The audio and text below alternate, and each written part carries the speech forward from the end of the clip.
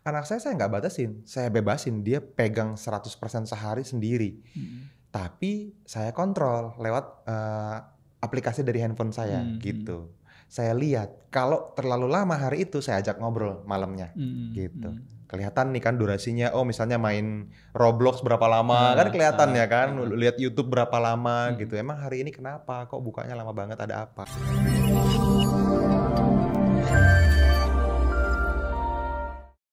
Halo teman-teman Kedamaian ID, welcome back ya, kembali lagi Welcome bersama back. saya Mas Fadli di sini sudah hadir ya. Dan masih menjawab pertanyaan dari teman-teman di YouTube nih Mas Fadli ya. Oke. Untuk pertanyaan ini hadir dari @Clara Z4P ya. Mas izin tanya, bagaimana cara menyikapi anak yang jadi malas untuk belajar padahal tadinya dia sangat rajin belajar, rajin ikut kegiatan dan lain-lain. Cuman teman belajarnya pindah sekolah, jadinya dia kurang semangat karena memang di sekolah temannya hanya si anak yang sudah pindah ini gitu. Gimana caranya saya sebagai orang tua untuk membantu anak saya supaya semangat belajarnya kembali hadir? Mohon penjelasannya ya Mas. Nah, oke. Oh, oke. Wah, tapi kita nggak tahu anaknya umur berapa ya? Iya. Nggak Iya tahu ya. juga sih ya. Oke. Oke, mungkin SMP atau SMA gitu ya. Nah, kalau kita ngomongin tentang abundance mentality pada anak ya teman-teman, ini tergantung dari seberapa usianya sebetulnya. Karena treatment beda usia beda, Mas Teguh. Oke, ya. Kalau misalnya kita Bisa lihat, dibuat 2 kategori? 3 lah. 3 kategori ya? Nah, Oke. jadi mungkin yang paling kecil dulu ya, yang paling gampang, yang paling kecil adalah ketika memang teman-teman kan tahu ya di Kedamaian ID kita udah ngomongin tentang tapping, kita ngomongin Yes, tentang betul. meditasi, kita udah Betul. ngomongin tentang konsep ikhlas pasrah kan kayak gitu ya. Hmm. Nah, ketika seseorang anak ini belum ngerti makna ikhlas, dia nggak bisa disuruh tapping. Kita suruh Gitu. ikhlas pasar juga nggak tahu kan ikhlas itu Gitu. seperti apa Ketika ditanya, bentuknya. kamu ngerti nggak maksudnya ikhlas itu apa? Ikhlas itu apa papa? Misalnya gitu kan berarti belum. Belum. Nah, biasanya dia mulai ngerti itu umur-umur 7-8 tahun ke atas. Yes. Di bawah 7 tahun, teman-teman, dia masih perlu di hypnosleep namanya. Jadi begitu dia udah mulai bisa komunikasi dua arah ya, biasanya anak-anak umur 3-4 tahun udah mulai bisa. Terus sampai dengan usia 7 tahun itu mereka hanya bisa di hypnosleep. Oke. Nah, yang paling berpengaruh adalah perasaan orang yang paling deket sama dia sebagai orang tua. Bisa jadi ayah atau ibu, sebagian besar kasus ibu. Yes. Tapi beberapa anak lebih dekat sama ayahnya, banyak gitu ya. Dari beberapa orang anak biasanya sebagian ke ibu, sebagian ke ayah kayak gitu. Nah, tergantung anak yang mana nih. Nah, kalau misalnya anak yang dekat sama ibu atau sama ayah, nah ayah atau ibu yang lebih dekatnya inilah yang melakukan hypnosleep. Hypnosleep-nya. Gitu. Jadi hypnosleep ini sebagai informasi teman-teman, ini teknik hipnosis untuk anak yang diajarkan di workshop Tap Into Your Peace di Kedamaian ID ya. Mungkin saya nggak bisa jelasin detail karena cukup panjang materinya di sana, tapi intinya teman-teman coba googling aja, coba nanya-nanya sama AI gitu ya, banyak kok penjelasan tentang hypnosleep gitu ya. Mungkin nanti kita bisa bahas di video yang berbeda ya. Nah, perlu dua arah karena emosi atau perasaan ibunya atau ayahnya yang dekat sama dia ini masih sangat berpengaruh. Ketika dia di usia umur 7, 6 atau 5 atau 4 tahun gitu ya, kekhawatiran ibunya yang berlebihan terhadap anaknya itu bisa dirasakan sama anaknya dan jadi emosi negatif anaknya. Ketika ibunya tapping, anaknya ikut membaik. Ikut baik. Jadi bisa jadi seperti itu gitu ya. Ini kan contohnya misalnya terkait nggak excited berangkat ke sekolah gitu kan karena temen deketnya pindah. Nah, begitu dia udah mulai, halo teman-teman, sorry saya potong videonya ya. Saya pengen kasih info spesial banget untuk teman-teman semua. Kalau misalnya Anda suka dengan konten seperti yang sedang Anda tonton di YouTube ini, maka teman-teman akan sangat suka kalau misalnya kita bisa ketemu langsung secara live. Kita teman-teman lagi bikin sebuah webinar khusus ya, di mana ini akan kita bikin gratis untuk teman-teman semua dan Anda bisa ikutan. Caranya gimana? Teman-teman langsung aja cari di kolom deskripsi di bawah video ini, Anda daftarkan diri Anda di webinar terdekat itu dan kita akan bisa ngobrol secara langsung di dalam webinar online-nya ya. Jadi pastikan Anda terdaftar dan silahkan lanjut nonton videonya. Usia 7-8 tahun sampai dengan dia lulus SMP biasanya atau masuk ke jenjang SMA gitu ya, usia-usia 15, 16 atau 17 tahun paling lama. itu dia baru mulai sempurna terbentuk filter mentalnya. Oke. Nah, makanya kenapa kalau misalnya dewasa bilangnya 17 tahun ke 17 atas tahun kan ke atas, gitu ya. iya, Karena iya. biasanya di usia 17 tahun tuh adalah usia paling aman filter mental sudah terbentuk. Mhm. Kadang-kadang 15 udah oke Udah oke. gitu. 16 udah oke. Dia udah mulai punya batasan diri gitu. Tapi ya mungkin pemerintah kita oke-nya di 17 atau di 18 Kasih kan buffer gitu ya. ya. Kasih buffer kan ya supaya aman, supaya Iya, iya. benar-benar terjadi. Nah, dari range usia sekitar 7-8 tahunan sampai usia 17 tahun itu teman-teman, dia masih dalam masa pencarian jati diri. Dan ini kemungkinan besar kasus teman kita gitu di usia ini nih. Antara mungkin dia masih SD kelas 5 atau 6 udah mau lulus gitu ya, atau SMP atau SMA kelas 1-2an Yes, gitu. yes. Jadi sekitar itu ya, kemungkinan besar SMP sih. Nah, kalau kasusnya seperti ini teman-teman, dia masih membangun filter mentalnya. Ketika teman-teman kasih nasihat, dia akan cari pembenaran. Ketika teman-teman kasih tahu sesuatu, dia akan mulai mencari pembanding yang lain, second opinion, dan memang itu terjadi, nggak apa-apa. Nah, dalam prosesnya, kalau misalnya cuman masalahnya nggak mau berangkat ke sekolah kan sebetulnya itu paling hanya apa ya? Hanya sesaat sih menurut Yes, saya yes. gitu ya. Ya dimengerti aja gitu, diajak ngobrol kan 1, 2, 3 hari saya rasa juga udah mau sekolah lagi. Tapi ya Udah tadi ngalir. ya dengan penerimaan yang baik, dengan komunikasi yang baik. Nah, ini parenting ini juga memang seni Yes, gitu. betul. Kadang-kadang orang tua merasa anaknya nggak berangkat ke sekolah sehari itu kayak kiamat gitu loh. Nanti gimana ini kan nanti ketinggalan pelajaran, ya nggak apa-apa ketinggalan dikit Iya, gitu. iya. Yang Betul. penting emosi anak jangka panjang terjaga dengan baik Mm. gitu. Dia masih bisa kok baca buku pelajarannya besok, Betul. masih bisa ngerjain PR yang hari ini 3 hari kemudian. Betul. Tapi kalau kita paksa dia akan luka secara emosi. Nah, ini yang masalah. Yang akan terbawa berbulan-bulan, jadi repot sendiri teman-teman nantinya. Gitu. Nah, caranya gimana? Ya kekhawatiran sebagai orang tuanya di-tapping, dilepas, dirilis Yes, gitu loh. yes. Dalam proses ini ya teman-teman perlu punya abundance mentality sebagai orang tua Betul. yang diterjemahkan sebagai cinta dan kasih ke anak Ke anak. gitu. Jadi posisinya tuh bukan nggak bisa walaupun teman kamu nggak ada harus tetap berangkat sekolah gitu. Nah, nggak bisa kayak gitu. Di usia ini teman-teman kita perlu beberapa tahap gitu ya. Ada teknik felt found namanya gitu. Jadi feel gitu ya, mama atau papa ngerti yang kamu rasain gitu. Felt gitu ya. Di masa lalu mama juga pernah ngerasain hal yang sama seperti kamu betul. gitu ya. Kehilangan teman itu nggak enak gitu kan. Teman nongkrong yang biasanya ada sekarang nggak ada itu ya nggak nyaman gitu. Found. Sampai akhirnya mama menemukan bahwa ternyata itu skripnya gitu ya. Ngobrol sama anaknya, menemukan bahwa ternyata apa ya teman-teman bisa ini ya teman-teman bisa cari hal yang mungkin ditemukan oleh dia juga yang jadi kesamaan, yang jadi hal baik yang pernah teman-teman beneran alami atau sebagai common sense teman-teman aja gitu. Misalnya akhirnya mama menemukan bahwa ternyata ketika mama negor orang baru, dia sama baiknya sama teman yang kemarin, bisa kan gitu ya.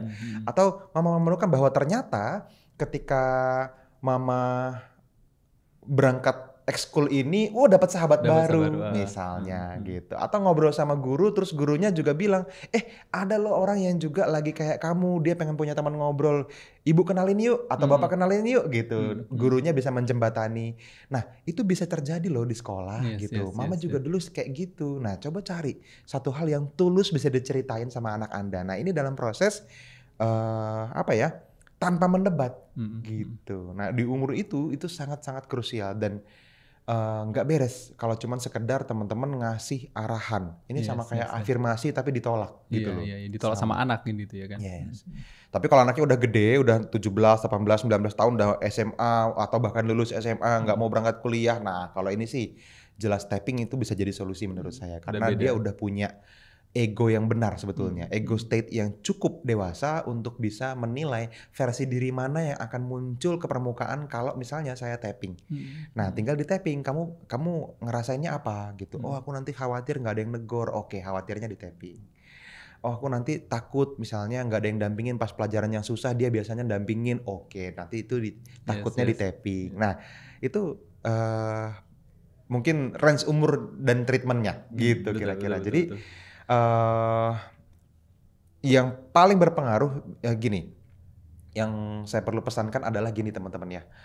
Ini kemarin juga kita semalam nih ya ketika video ini kita syuting, kemarin malam banget itu kita habis live webinar alumni. Jadi alumni dari Unlocking Abundance, dari kelas kita workshop Tap Into Your Peace, terus dari manifestasi, sama ada Money Flow Master juga hadir ya, puluhan orang hadir sehingga ratusan orang yang hadir rame gitu ya. Dan ketika kita singgung tentang luka keuangan karena keluarga, ternyata wah banyak banget yang mulai merasa anaknya bermasalah dan memang jangan-jangan gara-gara dia gitu. Dan berujung akhirnya jadi banyak hal yang kita bahas tentang parenting tuh. Tadi malam gitu. Nah, yang teman-teman perlu tahu kecenderungannya nih ya, kalau sudah parah, banyak orang datang ke saya itu dengan kondisi kayak bawa laundryan, Mas Teguh. Mas, tolong dong Mas, ini dicuci anak saya, pulangin kalau udah bersih gitu. Nggak bisa. Yang namanya parenting itu proses yang berkepanjangan teman-teman ya. Antara anak dan orang tua. Antara anak dan orang tua sama-sama belajar, sama-sama bertumbuh. Anak belajar jadi anak, bapak dan ibu belajar jadi orang tua. Sama-sama belajar gitu. Nggak bisa, gue sih udah begini, ini nih yang rusak nih harus dibenerin. Nggak bisa gitu. Kitanya juga ikut andil dalam tanda kutip merusak dia gitu. Makanya ketika kasus anak yang diterapi itu anak dan orang tua, selalu begitu gitu. Nah ini yang perlu diterima dulu ya teman-teman ya, supaya teman-teman kebayang bahwa anak gue kenapa ya gitu. Jangan bertanya begitu, tapi pertanyaannya adalah apa ya yang bisa kita lakuin bareng supaya anak kita jadi versi diri yang terbaik. Nah pertanyaan penting yang perlu dijawab itu. Bukan anak gue harus diapain ya? Lah, bukan dia doang yang harus diapain, Anda juga gitu. Ya, kalau udah dari situ nanti berangkatnya akan banyak solusinya. Betul. Ini menarik Mas Fadli. Sebenarnya ada cerita di rumah juga, di rumah saya kan gitu ya kan. Anak saya ini udah kelas 1 SMP gitu ya kan. Dan ada satu ketika dia nggak mau sekolah karena gurunya gitu ya kan, karena gurunya. Ya, saya tanya, "Oh, emang kenapa?" "Karena gurunya gini. Oh, gitu. Istilahnya gurunya responnya kurang baik lah sama dia kan gitu kan. Ya udah nggak apa-apa, nggak usah sekolah dulu. Tapi ketika ini kalau misalnya karena gurunya ini besoknya pasti nggak sekolah lagi, ya udah baru di situ saya jelasin kan gitu. Nah yang menarik itu istri saya nggak bisa kayak gitu, kan meledak gitu ya kan. Aduh jangan gitu deh, jangan gitu, udah biarin aja. Terus di samping itu juga kemarin ya lumayan anjlok ininya nilainya gitu kan. Saya nggak apa-apa, saya nggak masalah dengan nilai dia anjlok gitu. Dengan nilai anjlok segitu, yang penting attitude dia bisa dijaga lah. Yang penting attitude dan karakter dia bagus gitu ya, sama keluarga, sama teman-teman ya bagus gitu. Saya lebih pilih itu daripada nilainya. Nah kalau dia nggak, ya paling tidak kan bisa lah menyamain, ratain. Karena bahasa Inggrisnya 95 udah, apalagi gitu kan. Agamanya 90, udah bagus itu. Aku malah mengapresiasi yang itunya gitu kan. Tapi kita masih berdebat dengan hal-hal kayak gitu. Akhirnya saya kasih penjelasan. Coba peluk dulu deh sajidahnya. Ya, akhirnya mereka nangis kan gitu ya kan. Ya juga ya kata dia. Iya, kita terlalu memaksa sama anak. No, saya bilang kan. Jangan maksa, bisa jadi dia nggak suka dengan hal itu. Ya udah jangan dipaksain, biar yang penting kalau ketika dia udah tahu, karena gini, aku sekolahin dia di sana gitu ya kan, memang yang unggul itu ada di public speakingnya Mas Fadli. Jadi aku pingin anak aku public speakingnya jago gitu ya, bisa gitu, karena memang dia keterbatasan juga gitu ya untuk public speaking, untuk berbicara juga. Ya udah saya sekolahin di sana gitu. Kalau misalnya public speakingnya udah jago, yang lain pasti ngikut. Matematikanya, bahasa Indonesianya dan lain sebagainya udah pasti jago gitu. Karena dia kan butuh referensi. Oh ya, apalagi gitu. Tak bilang dia gitu. Oh ya udah deh. Akhirnya istri paham gitu kan. Jadi memang ketika terjadi seperti itu ya saya lebih mengutamakan ke karakter dia, lebih mengutamakan ke attitude dia sih gitu. Dan ya alhamdulillah mereka semua anak-anak itu ininya ke bapaknya. Nah, dan memang nggak apa-apa kalau misalnya peran yang dimainkan dalam parenting itu disepakati seperti itu. Jadi memang ada hal-hal yang lebihnya disampaikan sama bapaknya atau sama ibunya dengan konsep memang siapa yang punya karunia public speaking lebih baik ke anak gitu. Jadi udah bagian yang ini nanti kamu yang ngomong aja. Yes, gitu. benar. Gak apa-apa. Yang sebelahnya ya harus nerima, ya nggak apa-apa. Nanti giliran yang lain aku. Gitu. Karena saya ganti-gantian kan. Ini jangan saya terus ini. Kalau misalnya ya kita ada marahnya gitu kan. Kalau lu marah, inget aku nggak boleh marah gitu kan. Kalau aku marah, lu nggak boleh marah gitu ya. Harus ada tempat pulangnya si anak itu kan. Iya, Selalu iya. seperti itu sih gitu. Cocok. Betul. Udah bener sih. Mhm. Jadi ya pada akhirnya gini ya teman-teman ya, kita perlu break dulu semua goals-nya gitu ya, Yes. di hold dulu tentang apa bentuk anak yang ideal itu. Keinginan orang tua tadi ya. Kayak betul. orang tua tadi. Karena menurut saya anak itu ya sebelum dia dewasa, memang tugas dia cuma bertumbuh dan bermain. Iya, bahagia, ceria Pastiin itu dia aja. bahagia, udah itu aja. Betul, Pastiin betul. dia happy. Gitu. Dan terkadang happy-nya dia itu tidak sesuai dengan norma sosial yang berlaku di umum. Nah, gitu kayak tadi kan misalnya aku mau berangkat sekolah, kalau dia happy nggak apa-apa. Gitu. Tapi besok kita tetap sekolah ya gitu. Hari ini oke, nggak apa-apa. Bisa deal seperti itu, dia happy nggak apa-apa. Gitu. Betul. Apa yang dia mau dan tidak melanggar hukum, tidak menyakiti orang atau nggak melanggar Iya, batasan bener. agama Bener, misalnya, bener. ya nggak apa-apa menurut saya gitu. Jadi seringkali memang kita, nah ini yang teman-teman perlu sadari, terkadang kita mengkhawatirkan sesuatu yang bukan nggak mungkin ya, Belum sangat terjadi. kecil kemungkinannya terjadi Iya. hanya karena database kita di masa lalu kita pernah mengalaminya. Dan Yes. kita takut, kita khawatir, kita cemas, anak kita nanti kayak gitu lagi. Gitu.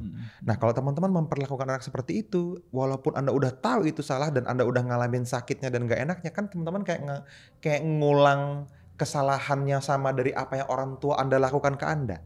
Gitu. Ya diberhentiin lah. Sekarang kita teman-teman sama-sama sepakat, tugas kita cuma bikin mereka happy. Udah, kalau mereka bahagia nggak apa-apa udah. Sisanya, yang penting mereka bertumbuh, yang penting mereka bisa belajar gitu kan, ngerti ngitung, ngerti baca, udah gitu. Yes.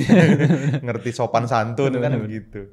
Kalau kadang naik kadang turun ya sama aja, kita juga gitu kan ya. Kadang-kadang kita kerja produktif banget, kadang hanya menggugurkan kewajiban. Ibadah aja gitu kan, kadang lagi takwa banget, kadang lagi gugurin kewajiban doang. Sama aja anak juga gitu, dia juga manusia, cuman dengan dunianya sendiri yang kita kadang-kadang lupa kita pernah di sana. Nah itu yang perlu diikhlaskan sih.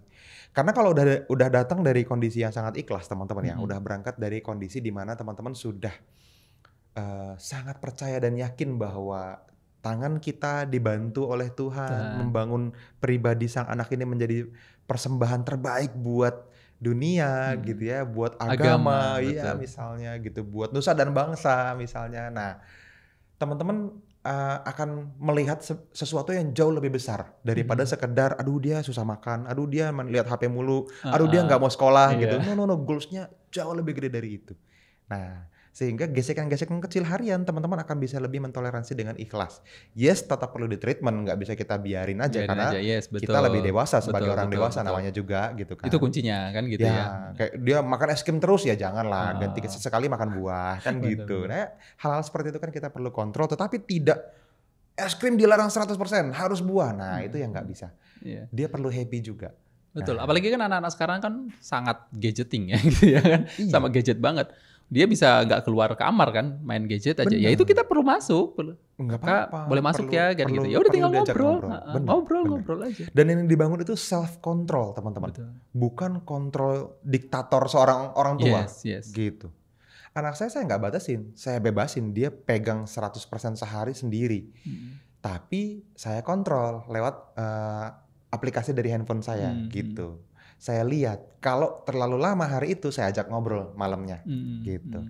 Kelihatan nih kan durasinya, oh misalnya main Roblox berapa lama kan kelihatan ya kan, lihat YouTube berapa lama gitu. Emang hari ini kenapa kok bukanya lama banget, ada apa? Ini kan kita tahu ini nanti buat mata kamu nggak bagus, buat kesehatan nggak bagus. Terus kadang-kadang jadi lupa ibadah kan, atau nanti jadi nggak ngerjain PR atau bisa manfaatin buat yang lain kayak baca buku atau dengerin musik, kan bisa cari yang disukai tetapi yang tidak ada screennya, yang nggak terpaku gitu.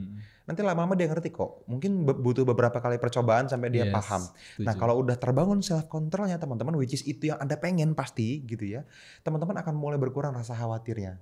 Teman-teman akan mulai ngelihat efeknya. Ternyata hari ini cuman sejam, mantap gitu kan. Sebelum dibilangin 7 jam.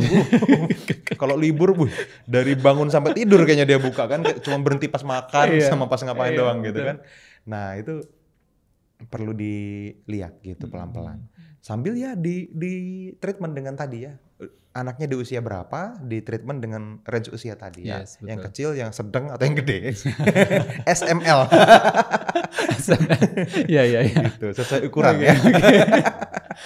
Oke. Oke lah, mudah-mudahan ini menjawab Yes. ya teman-teman. Dan ini cukup luas ya bahasannya sebetulnya. Kalau teman-teman memang punya pertanyaan tambahan yang pengen digali lebih dalam, komen aja gitu ya.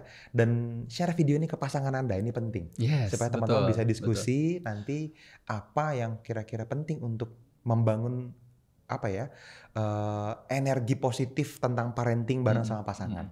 Ke Gitu. pasangan, ke kerabat, ke saudara, ke sanak saudara family ya kan. gitu ya, ke grup adik kakak Betul. supaya pasangan-pasangan mereka bisa oke gitu ya. Betul. Ke orang tua kita kalau masih bisa diajak ngobrol aktif gitu ya nggak apa-apa. Tapi kalau udah tua jangan.